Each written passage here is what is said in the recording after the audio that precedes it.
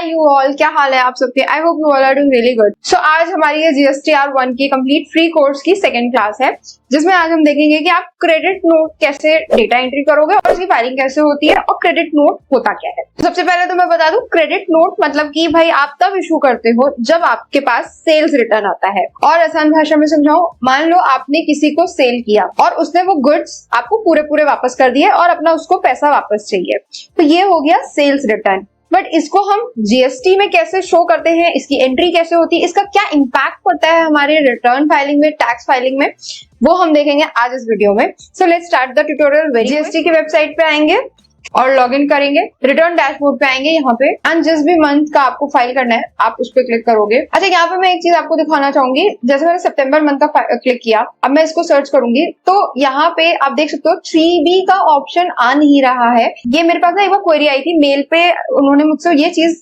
Show की थी कि GSTR1 का तो ऑप्शन आ रहा है, 3B का क्यों नहीं आ रहा है, तो मुझे क्या फाइल नहीं करने की जरूरत है। तो द थिंग इज कि जैसे ही आप GSTR1 को फिल कर देते हो, भर देते हो, यहाँ पे आपका GSTR3 में ऑटो पॉपुलेट यानी अपने आप ही ओपन हो जाता है। मैं अपने फ्यूचर क्लासेस में जब GSTR3 भी कवर करूंगी तब मैं आपको दिखाऊंगी कि भाई GSTR1 जब जैसे ही फिल कर लेते हैं ना, यहाँ पे वो अपने आप ही आ जाता है। सो जिन्होंने भी मुझसे क्वेरी की थी, अगर वो ये देख रहे हैं तो उनका जस्ट बिकॉज नया रजिस्ट्रेशन था, उनको लग रहा है ऐसा है, नहीं हर बार ये होगा। यहाँ पे देख सकते हो आप 3B यहाँ पे दिख नहीं रहा है क्योंकि मैंने सितंबर मंथ का क्लिक किया है।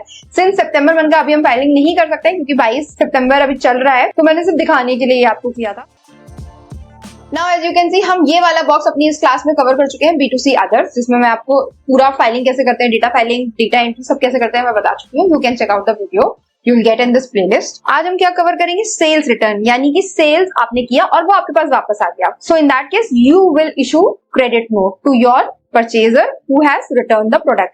अब यहाँ पे भी दो चीजें आ गई, रजिस्टर्ड, अनरजिस्टर्ड। तो देखो भाई, अनरजिस्टर्ड का मतलब ये हुआ कि ऐसे पर्सन को आपने सेल किया जिसके पास GST रजिस्ट्रेशन नहीं है, उसने आपको गुड्स वापस कर दिया और उसका वो पैसे वापस लेके चला गया। सो हम क्लिक करेंगे 9B अनरजिस्टर्ड। रजिस्टर्ड वाले पे अभी नहीं आएंगे, ये दूसरी क्लासेस में आई विल कवर। अभी हम अनरजिस्टर्ड का ही देखेंगे। यहाँ पे एड रिकॉर्ड्स पे क्लिक करेंगे तो सबसे पहले यहाँ पे आ गया टाइप। तो इसमें ड्रॉप डाउन से आप देख सकते हो export with payment, export without payment या B2C। अब इसमें आपको अपनी कैटेगरी चूज करनी है, यानी कि अगर आपने एक्सपोर्ट किया था और वापस आया है तो इसमें भी आपको अपने अकॉर्डिंग चूज करना रहेगा। सिंपल अगर B2C है आपका तो आप B2C सेलेक्ट करो। एक्सपोर्ट इंपोर्ट कुछ नहीं है वाला केस अगर नहीं है आपके में तो आपको सिर्फ B2CL सेलेक्ट करना है। नेक्स्ट ऑप्शन वो मांग रहा है debit note and credit note number. अब क्या होता है ये, तो पहली चीज तो ये वो जो आपकी ओरिजिनल इनवॉइस है जो आपने सेल करते टाइम काटी होगी, ये वो नहीं होता है।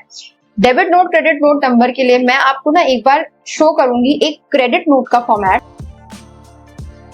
तो जैसा कि आप देख सकते हैं ये एक क्रेडिट नोट का फॉर्मेट है। सबसे पहली चीज मैं बता दूं, इसका कोई हार्ड एंड फास्ट रूल नहीं है, आपको ये गूगल पे आराम से मिल जाएगा। चाहो तो यही वाला फॉर्मेट उठा लो या अपने आप से बना लो।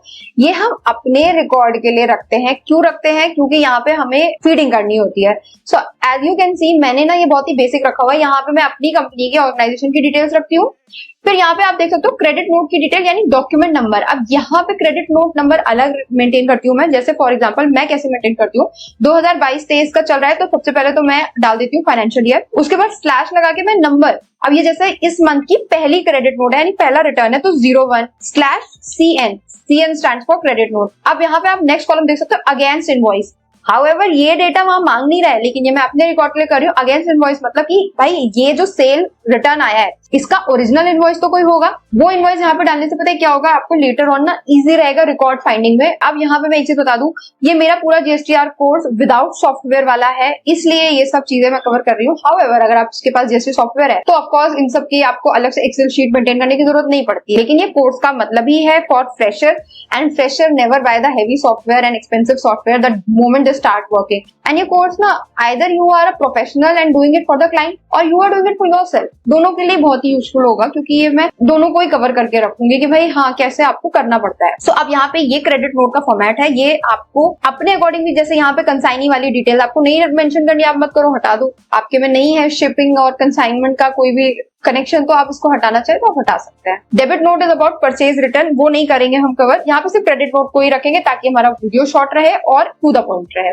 तो यहाँ पे आपने क्रेडिट नोट नंबर डाल दिया, ठीक है। तो यहाँ पे मैंने जैसा कि आपको दिखाया था कि मेरा ये क्रेडिट नोट नंबर है, आप कुछ भी रख सकते हो, बस मेक श्योर करें कि ये नंबर आपका इनवॉइस नंबर से अलग होगा। अब यहाँ पे आ गई बात डेबिट नोट या क्रेडिट नोट की डेट। तो ये जो आपने इशू किया है, जिस दिन आपका सामान वापस गया है, यानी जिस दिन वापस, ओरिजिनल इनवॉइस का नहीं, आप जिस दिन सामान वापस गया है उसका डेट डालोगे। फिर यहाँ पे नोट वैल्यू, तो यहाँ पे नोट वैल्यू में कौन सा वैल्यू आएगा, आपका फाइनल फिगर, यानी कि यहाँ स्क्रॉल करके नीचे देख सकते हैं आप, ये वाला टैक्स अमाउंट आफ्टर टैक्स जो आपको दिख रहा है 64,900, हमको ये डालना है। हमको यहाँ पे टैक्सेबल अमाउंट या टैक्सेबल वैल्यू नहीं डालनी है, वो यहाँ पे आप देख सकते हो नीचे डालनी रहेगी। यहाँ पे हमें डालना है जिसमें टैक्स ऑलरेडी जुड़ा हुआ है, ये फिगर हमें डालना है। तो यहाँ पे मैं डाल दूंगी आपका 64,900।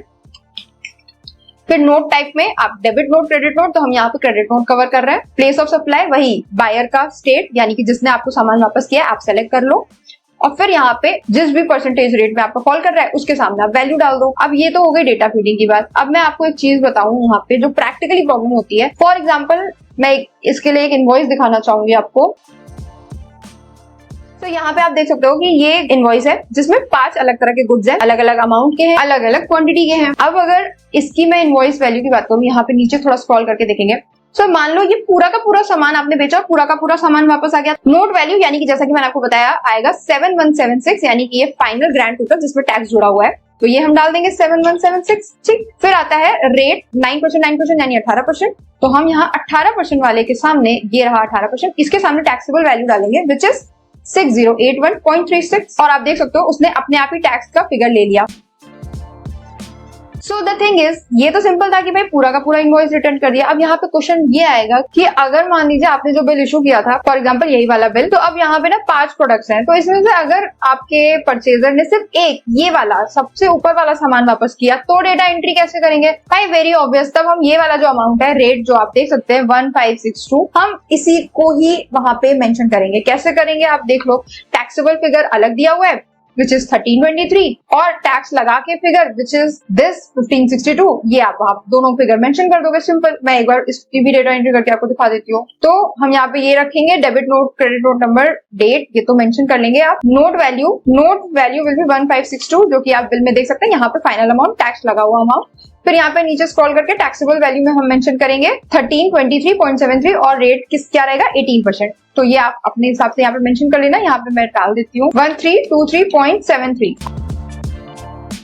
फॉर एग्जाम्पल ये वाला जो इनवॉइस आपने काटा था, ये आपने काटा था जून मंथ में, जिसका रिटर्न आपने जुलाई में शो कर दिया, ठीक है। आप जुलाई में इसकी B2C में एंट्री कर चुके हो और फाइलिंग भी कर चुके हो, टैक्स भी पे कर चुके हो। तो अब आपका ये गुड्स पूरा का पूरा यानी 6080 का सामान आपके पास जब वापस आ गया, तो जाहिर सी बात है ये जो टैक्स का अमाउंट है 1000 कुछ अमाउंट आप गवर्नमेंट को तो जमा करा चुके हो, और आपसे परचेजर भी पैसे वापस लेके गया। तो भाई इस अमाउंट को जो आपने जेब से जमा किया अब इसका करोगे क्या? इसीलिए यहाँ पे जैसे ही हम क्रेडिट नोट की एंट्री वहां पे करेंगे, जब हम GSTR1 की समरी जनरेट करेंगे, वहां पे आपकी टोटल टैक्स लायबिलिटी में से ये फिगर माइनस हो जाएगा। इसका रीजन ये है क्योंकि भाई आपकी सेल भी तो एक तरह से कम हुई ना। अब अगर देखा जाए तो 7176 की सेल आपकी कम हो गई, राइट? तो वो अगर कम होगी तो जाहिर सी बात है टैक्स लायबिलिटी कम होगी, तो टैक्स लायबिलिटी आपकी यहाँ से अपने आप ही डिडक्ट हो जाएगी। मैं वो आपको दिखाती हूँ चल के। अब फॉर एग्जाम्पल ये हमने डेटा एंट्री कर लिया है, यहाँ पे व्यू समरी करेंगे, तो जैसा कि आप देख सकते हैं यहाँ पे सारा का सारा ये वाला फिगर आप देख लो अगर, तो IGST ये आ रहा है और CGST SGST ये फिगर आ रहा है। अब इसमें से अगर मैं थोड़ा सा स्क्रॉल करके आपको दिखाऊं तो आप ये देख सकते हैं ये माइनस करके दिखा रहा है। ये देख लो आप, credit note and debit note. यहाँ पे क्रेडिट नोट हमने अपडेट किया, मैंने डिटेल सारी फिगर मेंशन कर दी है, इसलिए यहाँ पे ये माइनस हो जाएगा। और आप यहाँ पे फाइनल जो आपकी लायबिलिटी है वो देख सकते हो, यहाँ आपकी जो टोटल टैक्स लायबिलिटी है वो आपकी रिड्यूस हो। भी आपको शो किया कि भाई फाइल समरी जब हम करेंगे तो वो आपको B2C वाले जो फिगर है, यानी कि जो आपके सेल्स फिगर है, उसमें से जो आपने सेल रिटर्न किया वो माइनस हो गया, टोटल लायबिलिटी आ गई, जैसा कि मैंने अभी आपको दिखाया भी। बट कई बार केस ये भी हो सकता है कि भाई आपके में B2C अदर नहीं है, B2B है, या आपके में कुछ और है, तो हो सकता है कि आपके में जो टोटल लायबिलिटी आएगी वो डिफरेंट हो सकती है। कई बार इवन ये भी केस होगा कि शायद आपके में कोई सेल ही नहीं हुई है, ना B2B हुई है ना B2C हुई है, कुछ हुआ ही नहीं है, सिर्फ और सिर्फ सेल रिटर्न आ गया। तब क्या करोगे? तो उस केस में जब भी आप समरी जनरेट करेंगे तो यहाँ पे जैसा कि आप देख सकते हैं, मैं अगर आपको दिखाऊं तो यहाँ पे debit note, credit note minus में फिगर दिखा रहा है, तो ये माइनस में फिगर यहाँ पे आपका, यहाँ पे भी टोटल लायबिलिटी में जहाँ पे आप देख सकते हो यहाँ पे भी आ जाएगा। अभी क्यों नहीं आ रहा है? क्योंकि यहाँ पे ऊपर सेल्स हमने की हुई है और वो शो किया है, तो सेल्स में माइनस हो गया। इन केस सेल्स होती नहीं तो ये जो नेगेटिव में फिगर है ये आपका लेजर में एड ऑन हो जाता एंड आप इसको फ्यूचर में यूज कर सकते हैं अपनी लायबिलिटी यानी कि टैक्स लायबिलिटी पे ऑफ करने के लिए। हम चलते हैं इसको फाइल करने। अब यहाँ पे देख सकते हैं जनरेट समरी, इसको क्लिक करेंगे। अब यहाँ पे आपका ये हो गया है, एक बार रिफ्रेश बटन क्लिक करना है तो यानी कि ये टॉप राइट पे आप देख सकते हैं, इसको रिफ्रेश पे क्लिक करेंगे, फिर से स्क्रॉल करके नीचे आएंगे, प्रोसीड टू फाइल। अब यहाँ पे टिक करके यहाँ पे ऑथराइज सिग्नेटरी सेलेक्ट कर लीजिए। अब डीएससी या ईवीसी दोनों ऑप्शंस रहते हैं फाइलिंग के लिए, तो डीएससी अगर बना हुआ है और आपके पास है तो you can go head with DSC, otherwise EVC का ऑप्शन भी है जिसमें registered mobile number and email ID दोनों पे ही ओटीपी जाता है। आप दोनों में से कोई भी एक डाल के सबमिट कर सकते हो। मैं यहाँ पे फाइल विद ईवीसी करूंगी। OTP can be simply copy pasted, तो मैं यहाँ पे इसको वेरीफाई करूंगी एंड दैट्स इट। ये GSTR1 हमारा फाइल हो गया है। सो आई रियली होप ये वीडियो आपके लिए यूजफुल रहा हो। कोई भी क्वेरी हो feel free to ask me on a comment box, I will make sure to revert you back. Thank you so much for watching.